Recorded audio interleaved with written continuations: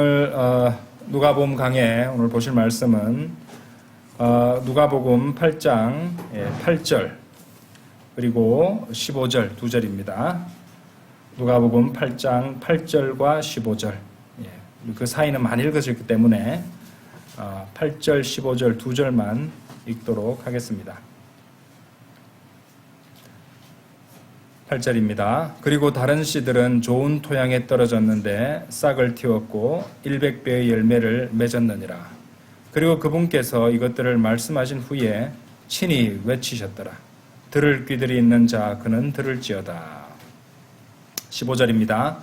그러나 좋은 토양에 떨어진 것은 정직하고 좋은 마음 속에 그 마음을 들은 후 그것을 지키며 인내로 열매를 내는 자들이라. 오늘 드릴 말씀 제목은 열매 맺는 마음입니다. 열매 맺는 마음. 우리 이제 지난주에 그리스도인의 성장을 방해하는 그런 요소들에 대해서 배웠었죠. 또 이런 여러 가지 염려들이라든지 또 이 재물의 속임수라든지 또 쾌락에 대한 사랑이라든지 이런 것들 때문에 그리스도인이 이제 성장이 저지되는 것, 그렇죠? 그런 것을 배웠습니다. 이번 시간에는 이제 열매 맺는 마음입니다.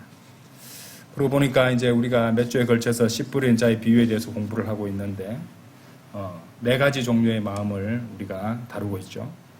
그래서 이제 제일 첫 번째 우리가 봤던 것이 이제 아주 완고한 마음인 길가와 같은 마음이었어요. 그렇죠? 새들이 와서 악한 영들이 와서 그 말씀을 다 빼앗아가 버리잖아요. 구원받지 못하는 마음이었죠. 그리고 뿌리가 없는 얕은 마음이었죠. 바위 위와 같은 마음. 그래서 길가와 같은 마음, 바위 위와 같은 마음은 구원받지 못하는 경우라고 말씀드렸습니다. 자, 뿌리는 있고 구원은 받는 것이지만은 아까 말씀드렸던 여러 가지 방해물들 때문에 성장이 저지되는 그런 가시나무들 사이의 토양까지 우리가 살펴보았어요. 오늘은 이제 씨 뿌리는 자의 비유를 다루는 마지막 시간으로 이제 네 번째 경우, 가장 긍정적인 경우라고 할 수 있겠죠. 그것이 바로 열매 맺는 마음, 8절, 15절 우리가 읽어본 대로 열매 맺는 마음에 대해서 살펴보도록 하겠습니다. 자, 이제 8절에 보시면은 좋은 토양이라는 말씀이 나오고요. 싹을 틔웠고 100배의 열매를 맺는 것에 대해서 말씀하십니다. 그래서 좋은 토양에 떨어진 것은 15절에 보시면은 정직하고 좋은 마음 속에 그 마음을 들은 후 그것을 지키며 인내로 열매를 내는 자들이라 이렇게 말씀하십니다. 그래서 여러분들은 이제 이 말씀을 보니까 뭐 이렇게 흐뭇합니다. 이런 이제 나오는 표현들을 보니까요. 정직하고 좋은 마음이 나오니까요. 그런데 여러분들, 이 정직하고 좋은 마음이라서 그런 열매를 맺는다. 그러면 그런 마음을 타고나야 되는가? 그렇게 한번 생각해 보세요. 그런 건가요? 이제 우리가 이제 성경 기록을 좀 읽어보신 분들이라면은, 이 성경 기록이 이제 인간의 마음에 대해서 무엇이라고 말씀하시는지 이제 아시는 분은 다 아십니다. 예레미야서 17장 한번 열어보세요. 분명 우리가 지금 보았던 이 누가복음 8장 8절에는 좋은 토양, 그죠? 그리고 8장 15절에는 좋은 마음 이렇게 말씀하시는데 이제 성경은 인간의 마음에 대해서 무엇이라고 말씀하십니까? 성경 기록은 예레미야 17장 9절 한번 보세요. 17장 9절. 마음은 만물보다 속임수로 가득하고 극도로 사악하니 누가 마음을 알 수 있으리요. 나 주는 마음을 살피고 중심을 시험하나니 곧 모든 사람에게 저마다 그의 길들에 따라 그가 행하는 것의 열매에 따라 주느니라 이렇게 말씀하십니다. 기본적으로 인간의 마음에 대해서 하나님의 말씀이 말씀하시는 바는 아주 끔찍할 정도입니다. 그렇죠?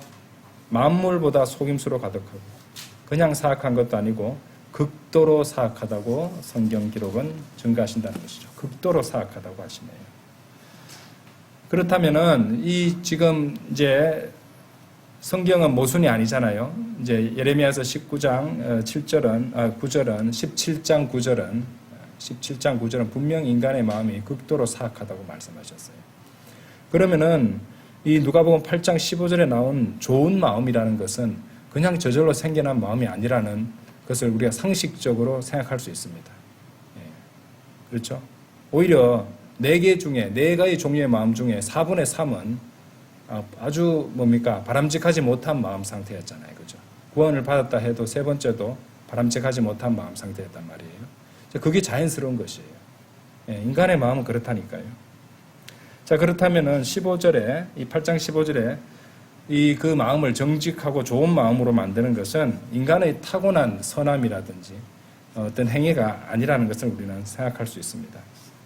자, 성경 구절 몇 구절 더 보실게요. 로마서 3장 한번 열어보세요. 로마서 3장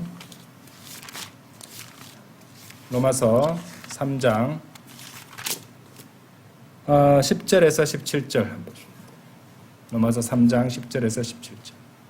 기록된 바와 같으니라 의로운 자는 없나니 없도다. 한 사람도 없도다. 이해하는 자도 없으며 하나님을 찾는 자도 없도다. 그들이 다 길에서 벗어났으며 그들이 함께 무익해졌도다. 선을 행하는 자가 없나니 없도다. 한 사람도 없도다. 그들의 목구멍은 열린 돌무덤이라. 그들은 자신들의 혀로 속임수를 사용하였도다. 독뱀들의 독이 그들의 입술 아래에 있느니라. 그런 자들의 입은 저주와 신랄함이 가득하니라. 그들의 발은 피 흘리는데 빠르니라. 멸망과 비극이 그들의 길들 가운데 있느니라. 그런즉 그들이 화평의 길을 몰랐느니라. 이 정도만 읽어봐도 부정적인 진술 일색입니다. 로마서 7장도 한번 가보세요. 로마서 7장 18절.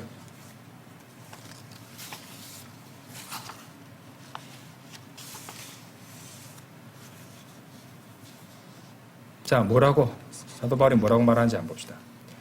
이는 내 안에, 즉 내 육신 안에 선한 것이 전혀 거하고 있지 않음을 내가 알기 때문이라. 나에게 하려는 의지가 있으나 그 선한 것을 수행하는 방법을 내가 발견하지 못하노라. 부정적인 진술밖에 안 나옵니다. 그처럼 이제 우리가 누가복음 8장 15절에 나오는 이 좋은 마음이라는 것은 본래부터 좋은 토양이 아니었어요. 여러분 한번 생각해 보세요. 농사를 지어 보신 분들은 아실 것이고, 농사 짓는 거 보셔도 알 수 있을 겁니다.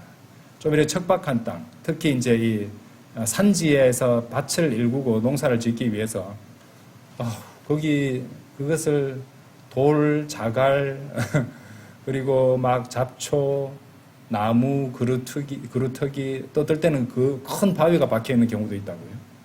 이런 것들 다 걷어내고 다 갈아야 되잖아요. 예. 그런 과정을 거쳐서 그런 척박한 땅이 좋은 토양이 될 수 있는 것입니다. 그처럼 이 성령님께서도 어떤 한 사람을 갖다가 그 마음을 예비하신 그 역사가 있었기 때문에 좋은 마음이 될 수 있다는 것입니다. 어떤 땅이든지 그 땅이 아무리 기름지고 또 이렇게 비옥하다 할지라도 이제 열매를 내기에 합당한 좋은 토양이 되려면은 엄청난 일들을 해야 되는 거예요. 농사를 짓는 분들 아시겠지만 썰애로 갈고 쟁기질하고 아까도 말씀드렸듯이 땀을 뻘뻘 흘리면서 맨날 며칠 일을 해야 된다는 것입니다. 자, 이런 작업을 하기 전까지는 본래 좋은 열매를 낼 수 있는 그런 토양이 될 수 없다는 것이죠. 그래서 이제 이 15절에 나오는 이런 사람들의 마음가짐은 어떤 마음이냐? 성령님께서 하시는 이 작업들을 갖다가 이제 그런 작업들, 성령님께서 이제 따지고 보면은 밭에 있는 돌을 걷어내고 흙 위에 이렇게 보면은 막 뭐라고 해야 되나요? 막 덩어리들로 돼 있잖아요. 그거 다 깨줘야 되잖아요. 그죠? 그처럼 성령님께서 그렇게 강력하게 이 책망하는 그런 밭갈기 작업을 갖다가 수행을 하실 때, 자, 이런 밭갈기 작업에 잘 반응하는 사람들이 열매를 이렇게 많이 낼 수 있는 좋은 토양이 될 수 있다는 것을 우리가 생각할 수 있다는 것입니다. 자, 성령님께서 책망하시는 것에 대해서는요, 굉장히 아주 체계적으로 설명을 아주 상징적으로 잘 보여주는 말씀이 있어요. 우리 요한복음 한번 봐보실까요? 요한복음 16장 한번 열어보세요. 요한복음 16장. 자, 요한복음 16장 7절에서 11절까지 한번 열어보십시오. 요한복음 16장 7절에서 11절.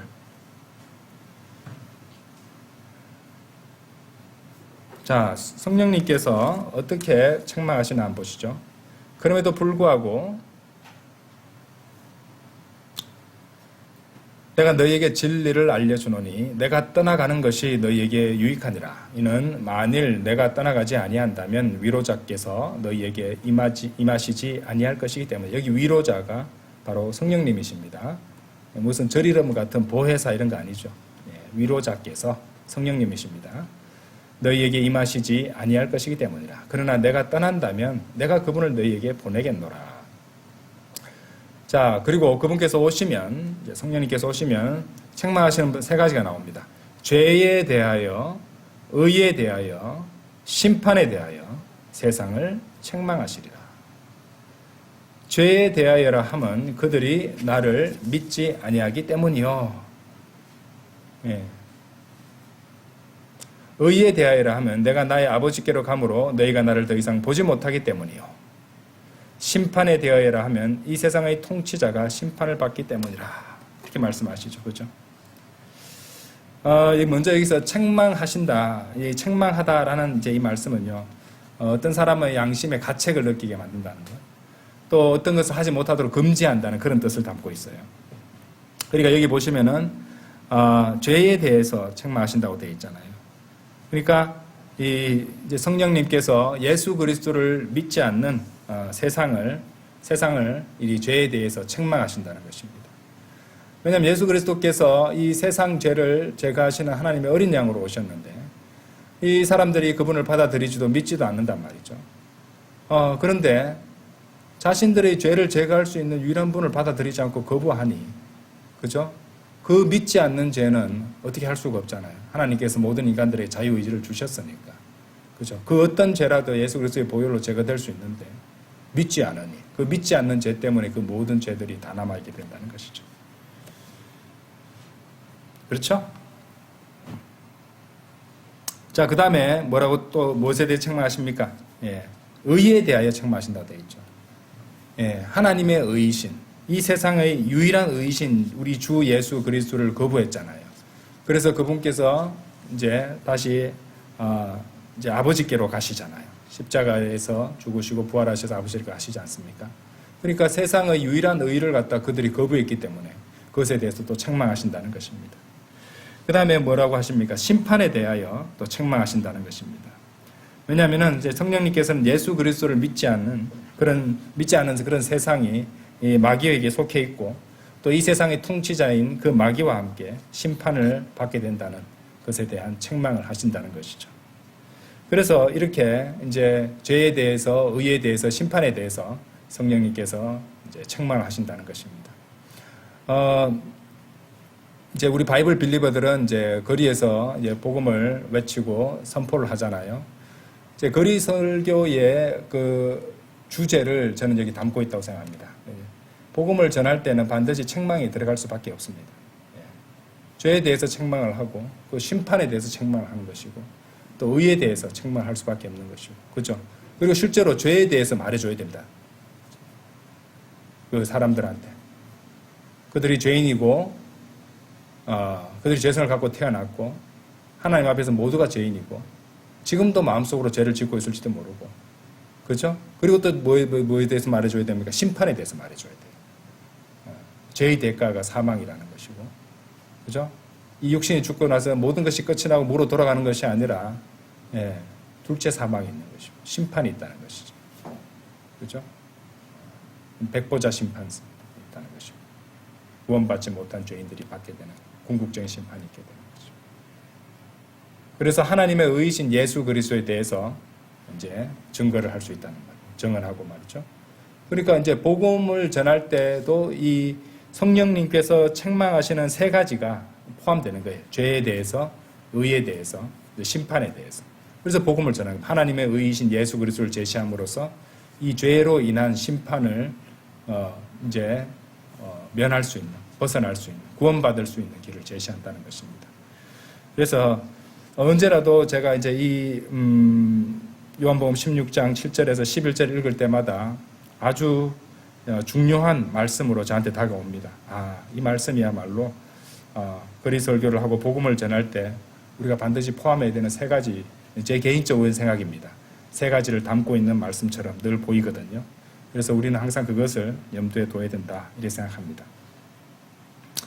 자, 어쨌든 이렇게 이 성령님께서 어떻습니까?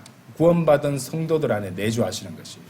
그럼 이 성령님께서 우리가 그릇된 길로 가거나 죄에 대해서 죄를 짓거나 할 때고 또 잘못 행할 때마다 우리를 책망하시고 찔림을 주실 것입니다.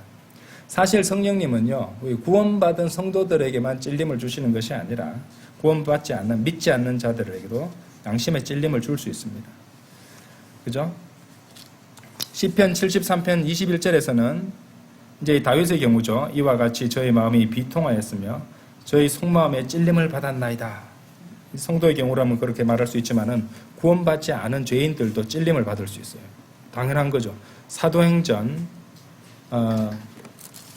2장 37절 한번 읽어보세요. 사도행전 2장 37절.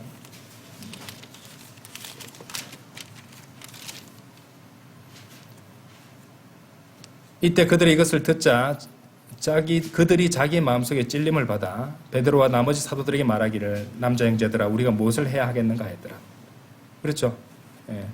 하나님의 말씀, 우리 주 예수 그리스도의 증언을 듣고 또 심판에 대해서 이렇게 얘기를 듣다 보면은 찔리게 되어 있습니다. 찔림을 받게 되어 있습니다.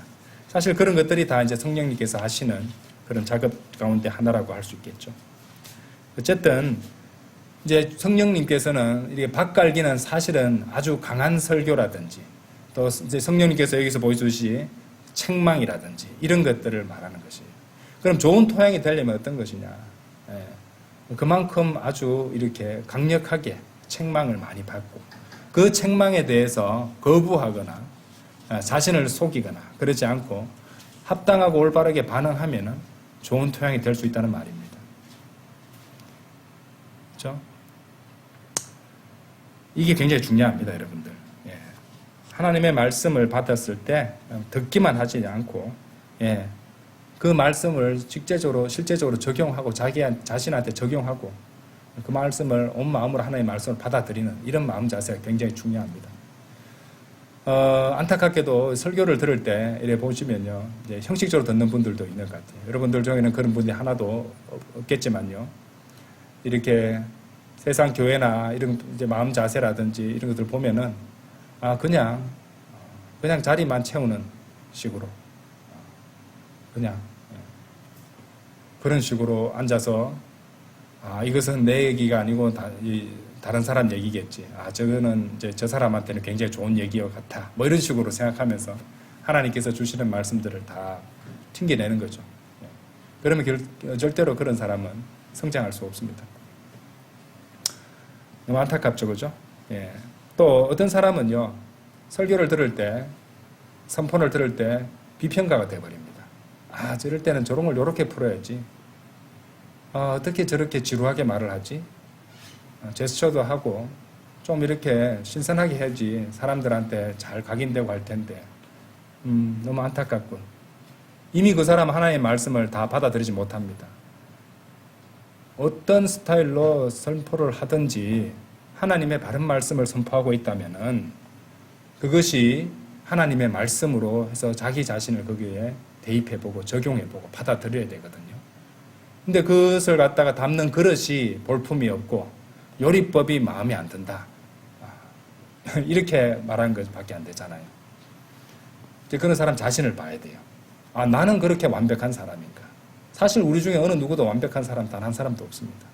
우린 다 구원받은 죄인들 아닌가요? 그렇죠? 어느 순간부터 여러분들 거기 유튜브가 낳은 폐해라고 생각하는데요. 뭐 좋아요 뭐 이런 거 체크하잖아요. 그죠? 어느 순간인가 자신이 보고 그것을 비평하는 입장이 되어버립니다. 하나님의 말씀을 선포했는데 하나님의 말씀에 대해서 내가 좋니 나쁘니 이렇게 평가하는 위치에 있는 겁니까? 그건 아니잖아요. 그죠? 물론 지지하는 그 어떤 역할로서 그렇게 할 수도 있는 것이지만은 이렇게 비평가 같은 그런 태도로 앉아서 편하게 앉아서 하나님의 말씀을 갖다 보고 마음에 들면은 좋아하고 조금 지루하다 싶으면은 하고, 아니 다 하나님의 말씀대로 선포하고 하나님의 말씀이 제시되었는데, 만일 그런 식의 마음가짐이 되어 있다면은 제 생각에는 지금 당장 회개하셔야 된다고 생각합니다. 왜 성장하지 못할까요? 그런 식으로 자신이 하나님 말씀보다 더 위에서 그렇게 하는 자세는 아닌가, 그런 태도를 갖고 있는 것은 아닌가, 기우지만 제가 말씀을 드려보는 겁니다. 그러니까 마귀는 그런 식으로, 우리는 지금 유튜브라는 굉장히 좋은 도구를 갖다가 이제 우리 복음을 전하고 진리를 전하기 위해 사용하고는 있지만은 사실 이 세상 체계입니다. 하나님, 마귀가 만들어 놓은 세상 체계입니다. 그렇죠? 근데 여기에 젖어들면은 그러한 아주 위험한 태도를 가질 수 있단 말이죠. 왜냐하면 하나님의 말씀을 다 듣고도 그 말씀이 효과적으로 그 사람한테 역사할 수 없게 돼요. 왜냐하면 하나님 말씀으로 받아들이지 않고 사람의 말로 받아들인 것이 돼버리거든요. 그러니까 본인의 생각이, 본인이 감히 우리 바이블 빌리버가 하나님 말씀을 갖다 이렇게 이러쿵저러쿵 비평하겠습니까? 아니잖아요. 그 사람이 했던 말이라고 판단하기 때문에 사람의 말로 받아들인 겁니다. 그러면 역사할 수 없죠. 하나님의 말씀으로. 자, 이런 것들이 굉장히 중요합니다.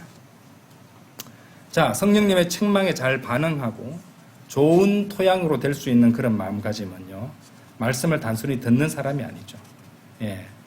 자, 마가복음 4장 20절 보겠습니다. 마가복음 4장 20절. 자, 그러면 좋은 마음은 어떤 것인가? 어떤 태도인가? 마가복음 4장 20절. 자, 그리고 좋은 토양에 뿌려진 것들은 이들이니 말씀을 듣고, 잘 보세요. 말씀을 듣습니다. 자, 듣기만 하는 게 아니에요. 그 다음 단계가 단계가 나오고 있습니다. 마가복음에는 밝혀놓고 있죠. 그것을 받아들여. 이 단계가 있어요. 말씀을 들었죠? 들었다고 다 받아들인 게 아니에요. 듣고 일에 들어가서 이렇게 나가버릴 수도 있잖아요. 그죠? 듣기는 들었는데, 꾸벅꾸벅 졸면서 다 날려버릴 수도 있잖아요.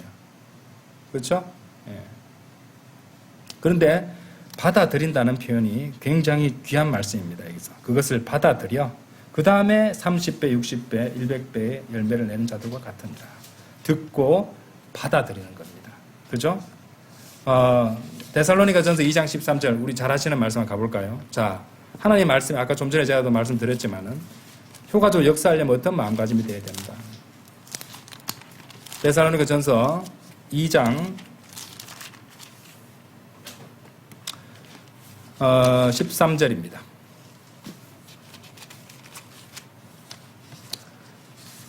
이런 까닭에 우리가 또한 하나님께 끊임없이 감사하노라. 이는 너희가 우리에게서, 잘 보세요. 아까 마가복음에 있는 워딩하고 같은 단계로 지금 나오고 있습니다.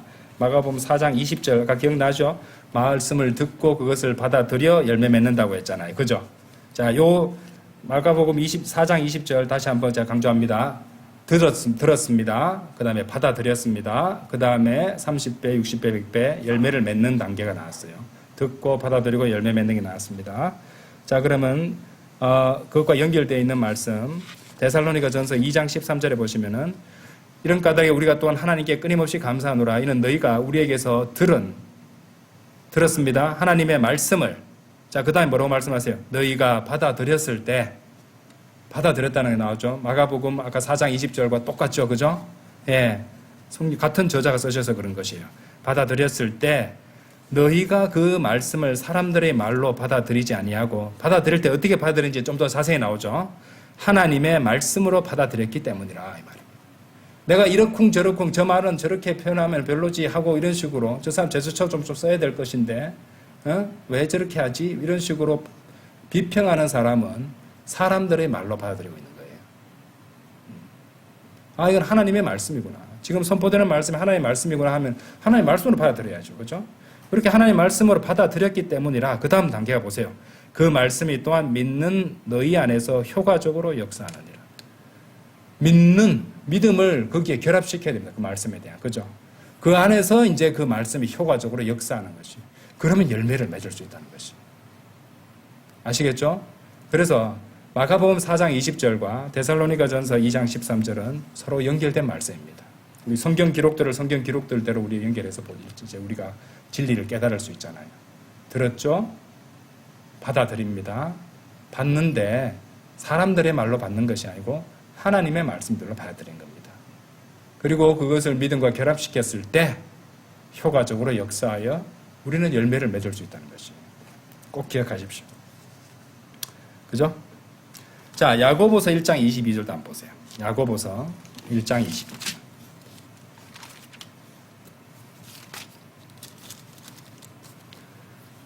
자, 말씀을 이제 받아들였습니다. 믿기도 했습니다. 그런데 그 다음 보세요. 그러나 너희는 말씀을 실행하는 자들이 되라. 그리하여 너희 자신을 속이면서 오로지 듣기만 하는 자들이 되지 말라라고 했습니다. 이제 한 단계 더 나오고 있습니다. 말씀을 듣기만 하고 실행하지 않으면은 자신을 속이는 것이라 말씀하시죠. 오해 안 하지 마십시오. 우리 이제 은혜 시대에, 그쪽 교회 시대에 행위로 구원받는 것은 아닙니다. 하지만 구원받은 그리스도인이 자신이 믿는 말씀을 받아들인 말씀을 믿었다면 그것을 실행하는 것이 당연한 거 아닙니까? 그렇죠? 실행하지 않는다면은 그 믿음이 역동적으로 살아있는 믿음이라고는 할 수 없겠죠. 물론 구원받고도 실행을 제대로 안 하는 성도도 있을 수 있습니다. 자, 아까 마가복음 4장 20절에서 말씀을 받아들인 사람들은요. 자, 그것을 말씀을 이제 믿지만은 그 앞에 좀 더 세부적인 단계를 하나 더 주자면요. 말씀을 이해해야 돼요. 말씀을 이해해야 된다는 것입니다. 그래서 말씀을 듣고 받아들이고 그것을 이해하고 그 다음에 믿는 것이 효과적으로 역사하기에 최적의 상태가 되겠죠. 이해해야 됩니다. 그렇죠? 자, 마태복음 13장 23절. 자, 이 씨 뿌리는 비유가 이렇게 공간복음에 나와 있는 것들을 서로 입체적으로 비교하면서 읽으면요. 귀한 진리들을 다 찾을 수 있습니다. 자, 여기는요. 하나 더 있습니다. 마태복음 13장 23절. 자, 좋은 토양 얘기 나오죠. 그러나 좋은 토양 속으로 씨를 받아들인 자는 자, 마음속으로 하나님의 말씀을 받아들이는데 자, 그 말씀을 듣고 받아들였어요. 그 다음 뭐라고 말합니까? 그것을 이해하는 자니라라고 되어 있죠. 하나 더 있었네요. 그죠? 그것은 또한 열매를 맺어 일부는 100배를, 일부는 60배를, 일부는 30배를 내느니라. 이해되시죠? 그러니까 말씀을 듣고 받아들이고 그 다음에 이해하고 그죠? 이해하고 그리고 믿고 실행하고 이런 모든 과정들이 열매 맺기 위해서 필요한 그런 단계들이 됩니다. 그렇죠?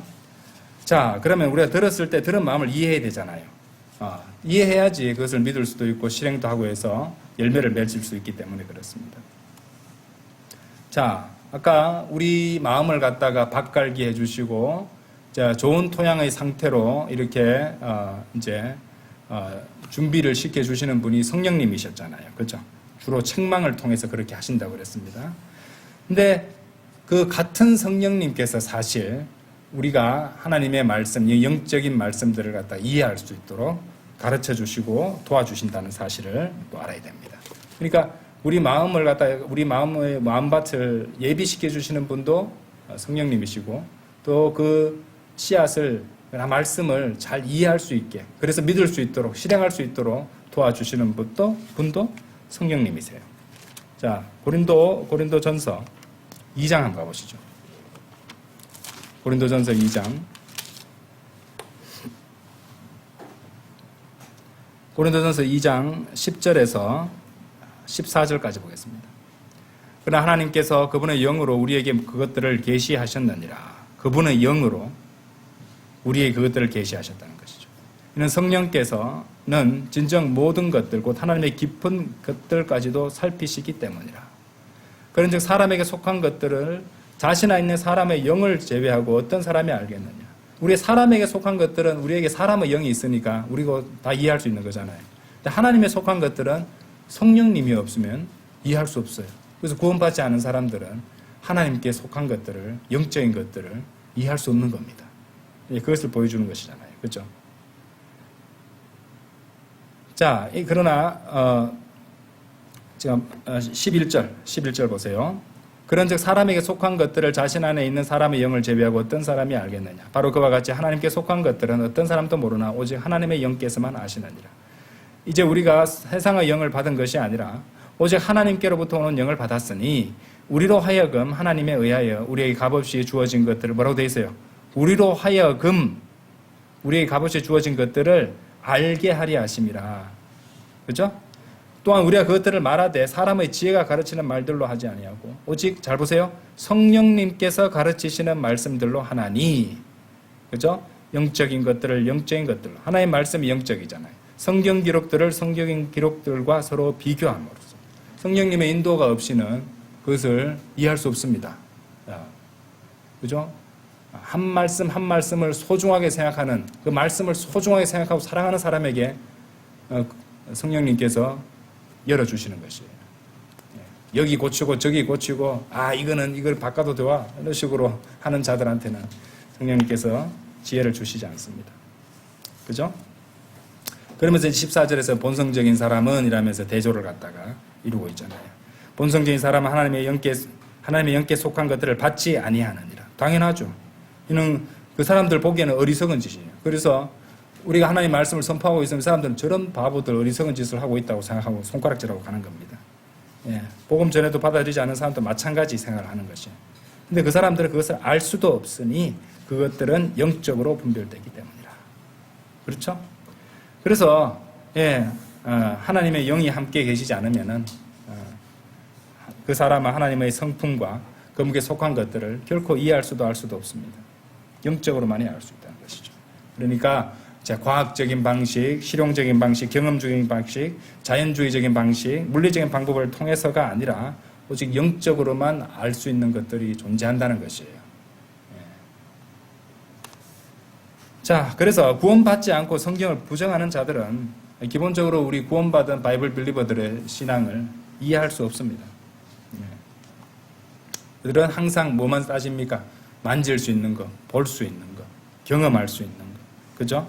경험주의, 과학 이런 것들, 이런 것들만 이렇게 신뢰하는 것이지만 영적인 것들, 우리들은 영적인 것들, 성경 기록들을 서로 비교하면서 성령님께서 가르쳐 주시는 것을 갖다가 찾고 구하고 배우고 영적으로 성장하고 이런 것들을 가치 있게 생각한다는 것이죠. 완전히 달라요. 사고하는 방식이 말입니다. 그래서 그런 겁니다. 자, 그래서 이제 성령님께서 우리가 이제 성경 기록들대로 이렇게 비교해서 우리가 이제 진리를 깨닫게 될 때 성령님께서 그렇게 지도해 주시고 가르쳐 주신다는 것입니다. 그렇죠? 자, 중요한 거 한 가지 더 있습니다. 이 정직하고 좋은 마음, 그죠? 좋은 토양 말입니다. 정직하고 좋은 마음은요, 하나님의 말씀들을 지키는 마음이에요. 자, 지킨다는 말은 뜻이 두 가지가 있죠. 뺏기지 않고 상실되지 않게 지킨다는 뜻도 있고 그 말씀대로 순종한다는 뜻도 있습니다. 자, 계시록 3장 8절 한번 열어보세요. 계시록 3장 8절.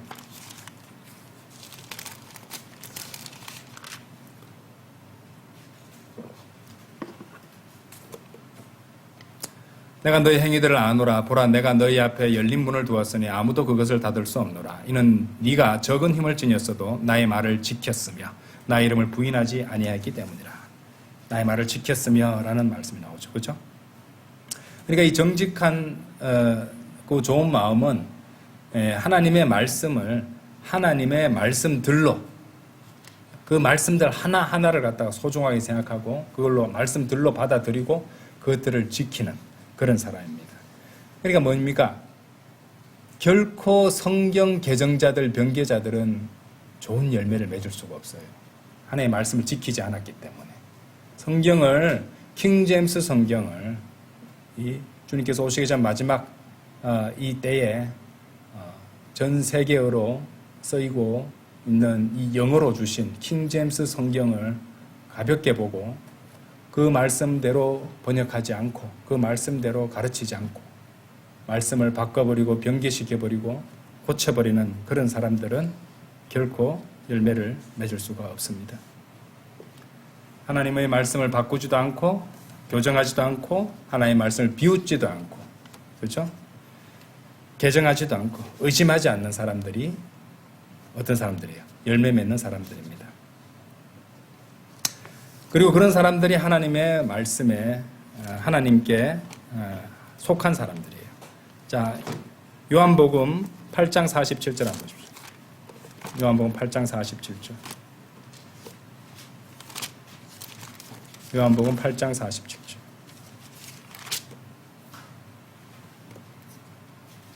하나님께 속한 자는 하나님의 말씀들을 듣느니라. 그러므로 너희는 그것들을 듣지 아니하니 너희가 하나님께 속하지 아니한 까닭이라. 옛날에 제가 황성공원에서 복음을 전하고 있었는데 하나님의 말씀을 갖다가 전하니까 안 듣고 가려는 거예요.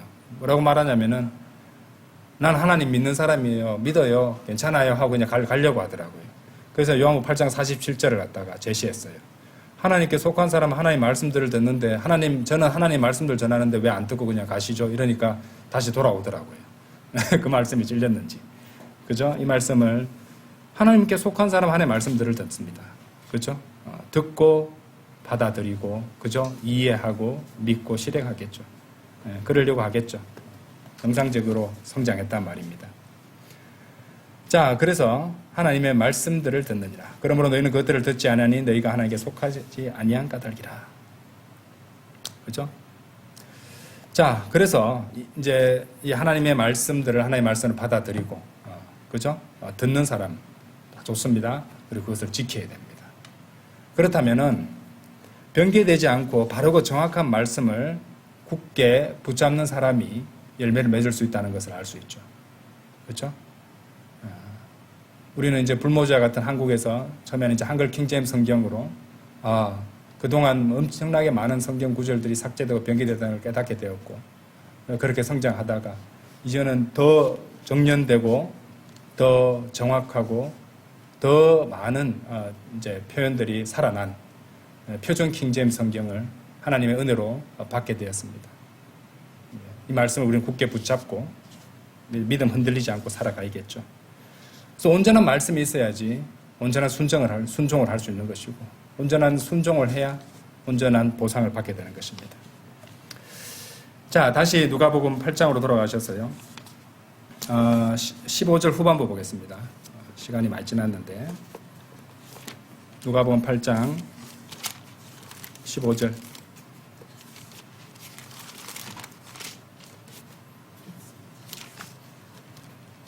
그러나 좋은 토양에 떨어진 것은 정직하고 좋은 마음속에 그 말씀을 들은 후, 자, 그 다음 보세요. 그것을 지키며, 아까 말씀드렸습니다. 지킨다는 말씀을 드렸습니다. 지키며, 그 다음에 뭡니까? 인내로 열매를 내는 자들이라. 인내로 열매를 내는 자들이라. 인내 얘기가 나옵니다. 이 씨 뿌리는 자의 비유하고 이렇게 비교해 볼 수 있는 게 참 포도나무에 대한 예수 그리스도께서 주신 비유가 있죠. 요한복음 15장 1절부터 8절까지 신강강기상 보진 않겠습니다. 이렇게 내용은 사실 다릅니다. 그렇죠? 씨 뿌린 자는 비유는 곡식을 다루고 있지만은 참 포도나무에 대한 그리스도의 비유는 그 포도를 다루고 있으니까요. 근데 두 가지 경우에서 다 공통점은요. 이 열매를 맺기 위한 이 공통적인 원리는 바로 인내가 있어야 된다는 것입니다. 인내를 통해서 열매를 맺을 수 있다는 것입니다. 인내라는 것은 결코 생각해 보셨을 때 그렇게 유쾌한 경험은 아닙니다. 왜냐하면은 고난 속에서 인내가 싹트기 때문에 역시 럭카 목사님의 이런 걸 갖다가 성령님의 불행한 역사하심인데 인간으로 봤을 때는 고난을 겪을 수밖에 없으니까 불행한 역사다 이렇게 설명해 놓은 것도 본 적이 있습니다. 자, 하나님께서는 이제 그분의 자녀들로 하여금 성장하고 열매를 잘 맺을 수 있도록 어떤 일을 작업을 하시냐면요. 이 성령의 열매를 맺는 것을 방해하는 것들을 잘라내는 과정. 요한복음 15장 2절에 나오죠. 가지치기, 잘라내기를 하신단 말입니다. 그러니까 우리들은 이제 가지들이니까 가지는 열매를 내야 되잖아요. 근데 가지들이 나쁜 열매를 내기도 합니다. 그러면은 이제 성령님께서는 그것을 제거하신다는 것이고 깨끗하고 합당한 열매를 내도록 계속 가지치기를 하신다는 것입니다. 가지가 잘리는 입장에서는 결코 유쾌한 경험은 아니겠죠. 그래서 성령님께서는 우리 삶에서 좋은 열매를 내도록 열매 맺지 못하는 방해하는 것들이 있을 때 성령님께서는 그것을 갖다 과감하게 잘라내시고 제거하신다는 것입니다. 그래서 여러분들은 울고 불면서 성령님 주님 이것만은 가져가시면 안 됩니다. 이것만은 남겨주십시오 하는데도 주님께서는 가차없이 가지치게 하실 수도 있습니다. 그 일을 당할 때는 얼마나 쓰리고 아프고 실망스럽겠습니까? 근데 그것이 성령님께서 가지치게 하는 과정, 더 좋은 열매를 맺도록 그렇게 하시는 과정이라면 인내로 견딜 일입니다. 그렇게 이제 성령님께서 잘나가시는 것은 물질이 될 수도 있고요, 인간관계가 될 수도 있습니다. 그리고 이 세상에서 사는 데 있어서 아주 매력적으로 보이는 기회가 될 수도 있고 안락함이 될 수도 있습니다. 어쨌든 하나님께서는 열매를 맺는 데 방해가 되는 것들을 다 잘라버리시고 제거하실 것입니다. 그리고 그리스도인이 그 성령님께서 그렇게 자르고 다듬는 것을 묵묵히 인내로 견뎌낸다면 더 많은 열매를 맺게 된다는 것입니다. 그 요한복음 15장 2절에서는요, 내 안에서 열매를 맺지 아니하는 모든 가지마다 그분께서 제거하시느니라. 그리고 열매를 맺는 모든 가지마다 그분께서 그것을 깨끗하게 하시니 그것으로 하여금 더 많은 열매를 맺게 하려 하십니다. 이렇게 됐습니다. 우리가 이제 굉장히 공부한 지 오래됐습니다. 우리 그 기초 성경 공부, 사실 기초보다 더 많이 하고 있습니다, 사실은. 기초 성경 공부, 모퉁이돌 기초 성경 공부지만은 기초 공부가 아니에요. 기초를 탄탄하게 하기 위해서 세세한 내용까지 많이 다루고 있는데, 그때 하나님께서 사용하시는 세 가지 징계 도구들에 대해서 우리가 배웠던 기억을 하실 것입니다. 고린도후서 12장에 보시면 이제 가시라는 표현이 나오잖아요. 육체의 가시를 주시기도 하십니다. 우리 하나님께서 우리를 갖다 너무도 사랑하시기 때문에 우리에게 꼭 필요한 그런 가시를 통해서 육신을 제어하시는 그런 도구로서 사용하신다는 것이죠. 또 하나님께서 사용하신 징계 도구는 가시 외에도 하나님의 말씀이 있잖아요. 말씀을 통해서 우리를 정결하게 해주십니다. 여러분들 지금 듣고 있는데 어떤 말씀 여러분한테 좀 거슬리는 그런 하나님의 말씀도 있을 것입니다. 그것이 좀 불쾌할 수도 있습니다. 왜냐하면 그것이 여러분들이 정결하게 되는 과정이라고 생각하시면 되는 거예요. 하나님의 말씀이 여러분들에게 불필요한 것들을 갖다 제거하시는 과정이라고 생각하시면 됩니다. 요한복음 15장 3절에서요. 이제 너희는 내가 너에게 전한 말씀을 통하여 정결하게 되었느니라 이렇게 말씀하시거든요. 하나님의 말씀이 그런 역할을 한다는 것입니다. 자, 그래서 이 강력한 설교를 듣는 일은 굉장히 중요한 일입니다. 강력한 설교를 듣게 되면요, 마음의 찔림과 가책을 받게 되는 것이고, 그렇죠? 그리고 고통을 느낄 때도 있습니다. 그리고 하지만은 그런 과정을 통해서 다시는 죄를 짓지 않겠다는 그런 결심을 하게 될 수도 있기 때문에 얼마든지 좋은 것이죠. 그리고 이제 마지막 징계 도구는 채찍이죠. 말 그대로 채찍. 히브리서 12장 6절에 나오잖아요. 이는 주께서 사랑하시는 자를 친히 징계하시고 그분께서 받아들이시는 모든 아들마다 채찍질 하시기 때문이라 라고 말씀하십니다. 채찍질 당연히 징계의 한 종류가 되죠. 징계는 아픕니다, 여러분들. 뜨거 할 수도 있습니다. 어이구 하나님 살려주십시오. 그럴 수도 있습니다. 하지만 그 아픈 징계를 통해서 한 성도를 올가매고 있는 그런 불결하고 더러운 죄들의 상황이 은연중에 끼치고 있는, 아니면 직접적으로 끼치고 있는 그런 악영향들로부터 벗어나게 해주고 그 성도로부터 그런 것들, 부정적인 것들을 몰아내는 그런 효과가 있다는 것입니다. 그래서 이제 열매를 더 맺으려면요, 주님께서 더 많은 열매를 맺게 하시려고 하나님께서 특별히 우리 각자에게 설계하셔서 보내시는 그런 이 징계 도구들, 이런 것들을 잘 받아들이고 인내로서 열매를 맺을 수 있어야 됩니다. 자, 그런 것을 갖다가 아는 성숙한 성도는 오히려 그런 불편한 경험, 고통스러운 경험 가운데서도 주님께 감사들을 드릴 수 있을 것이고 영광을 돌려드릴 수 있을 것입니다. 자, 열매를 맺는 등급들에 대해서 좀 말씀드리겠는데요. 누가복음에는 이제 열매 맺음의 등급들이 자세히 나오지 않습니다. 마가복음 4장 20절에 아까 보셨는데, 아까 말씀 기억나시죠? 30배, 60배, 100배의 등급이 나와요. 요한복음 15장에 이제 시간이 많이 지나서 제가 찾아보진 않겠습니다. 15장에 보시면은 열매, 15장 2절에 열매가 나오고요. 또 그 다음 단계인 더 많은 열매가 나옵니다. 열매, 더 많은 열매, 그 다음에 15장 5절에서는 수많은 열매. 표준 킹제임스 성경은 이렇게 딱 구분할 수 있도록 잘 해놨습니다. 이게 세 가지 열매 맺는 단계거든요. 열매, 더 많은 열매, 수많은 열매. 30배, 60배, 100배. 세 가지 단계가 있죠. 이 등급들이 이제 주님의 제자들에게도 적용이 됩니다. 12제자 이제 있고, 그 다음에 소위 말하는 이너서클이 있잖아요.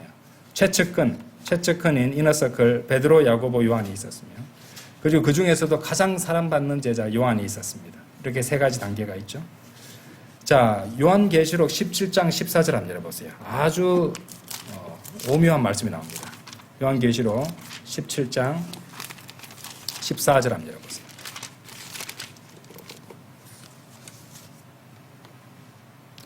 이들은 어린 양과 전쟁을 벌일 것이요 어린 양께서 그들을 이기시리라. 이는 그분께서 만주의 주시오 만왕의 왕이시오 그와 함께 있는 자들은, 잘 보세요, 부르심을 받고 선택된 신실한 자들, 부르심을 받은 자들, 선택된 자들, 신실한 자들, 이렇게 해서 또 세 가지 단계가 나오고 있습니다. 부르심을 받은 자들, 선택된 자들, 신실한 자들. 그러니까 이제 일단 모든 구원받은 그리스도인들은 다 부르심을 받은 자들입니다. 이제 그렇다고 해서 구원받은 성도들 모두가 그 부르심의 수준을 넘어서 선택받는 것은 아니에요.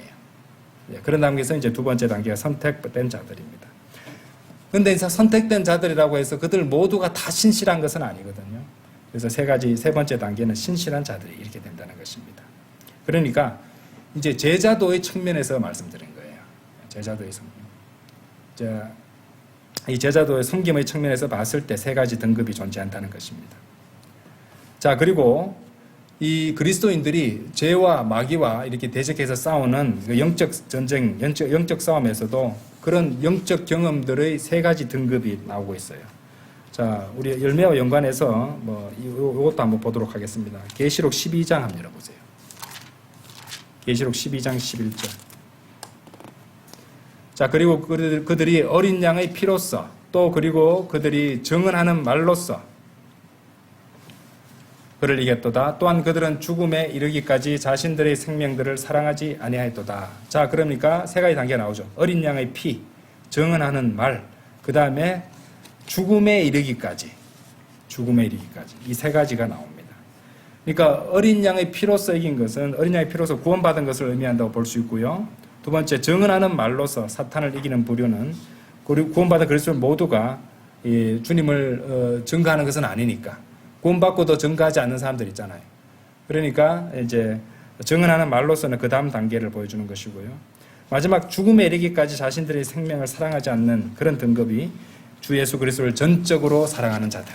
자신의 생명보다도, 자신의 가족보다도, 세상보다도, 그 무엇보다도 주님을 사랑하는 성숙한 성도들이 되는 것이고, 이런 성도들은 더욱더 많은 열매들을, 가장 많은 열매들을, 수많은 열매들을 맺게 되겠죠. 그렇죠? 자, 열매와 연관해서 이제 제가 급하게 좀 빨리 이렇게 여러 단계들을 세 가지 단계로 성경에 나온 것들을 말씀드렸는데, 여러분들의 섬김은, 여러분의 열매 맺음은 어느 단계에 속해 있는지 한번 진지하게 객관적으로 살펴보았으면 좋겠습니다. 오늘 밤 우리는요, 씨 뿌린 자의 비유에 나오는 마지막 종류의 마음이었죠. 열매 맺는 마음에 대해서 아주 자세히 공부했습니다. 어떻게 열매를 맺는지, 그 요소들이 무엇인지, 어떻게 해야 되는지, 어떻게 해야 우리가 많은 열매를 맺을 수 있는지, 저는 하나님의 말씀 그대로 다 선포를 했습니다. 하나님의 말씀을 하나님의 말씀들로서 그대로 받아들여야 되죠. 그것을 이해하고 믿고 또 실행하는 가운데 성령님의 가르치심, 인도하심으로 차근차근 성장할 수 있어야 됩니다. 그리고 그때 열매를 맺을 수 있게 된다는 것이죠.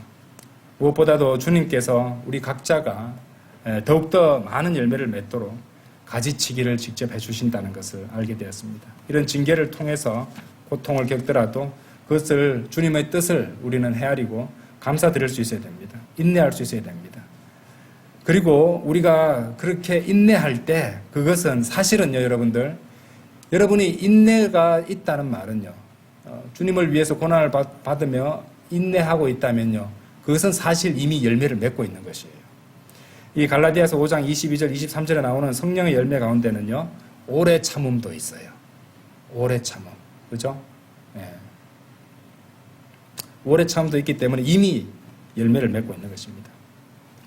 다만 우리는 부르심을 받은 자들, 선택된 자들, 신실한 자들, 가운데 어느 단계에 속하든지 간에 자신의 성숙한 성숙도에서 주님을 사랑하는 그런 동기로 넘치게 주님을 섬기면서 차근차근 성장해 가고 그 자신이 있는 그 단계에서 자신이 맺을 수 있는 열매들을 맺어서 주님께 영광을 돌려드리면 된다는 것입니다. 나보다 더 많은 열매를 맺는 사람들 보면서 부러웠고 시기심 갖고 그럴 필요 없습니다. 자신의 위치에서 최선을 다해서 자신이 맺는 열매들로 주님께 영광을 돌려드리면 된다는 것입니다. 그러면 주님께서 차차차차 지평을 넓혀주시고 더욱 많은 열매들을 맺을 수 있도록 도와주실 것입니다. 사랑하는 성도 여러분, 우리는 어린 양의 피로써 구원받았습니다. 그럼 주님을 증언하며 이 마지막 시대들인 지금 우리 각자에게 남은 이 시간들, 이 날들을 마치 이 순간이 마지막 순간인 것처럼 오늘이 마지막 날인 것처럼 신실하게 주님을 섬기며 살아가십시다. 그것이 주님께서 우리를 향해 갖고 계신 뜻이고 또 그것을 통해서 우리는 주님을 기쁘시게 해드릴 수 있는 것입니다. 항상 기억하십시오. 이 세상에 많은 일들도 있고 복잡하지만요. 또 여러분들 인생에도 이것저것 계획하시고 많은 것을 머리에 두고 있지만 한 가지 이 사실을 꼭 기억하십시오. 주님을 위해서 한 일들만이 영원히 남습니다. 아시겠죠? 지금 어떤 것에 골몰하고 무엇에 고민하고 염려하고 마음을 두고 하는지 모르겠습니다만 그 모든 것들은 결국은 다 불타버리고 지나갈 것들이에요. 주님을 위해서 한 일들은 영원히 남습니다. 아시겠죠? 다 같이 기도드리겠습니다.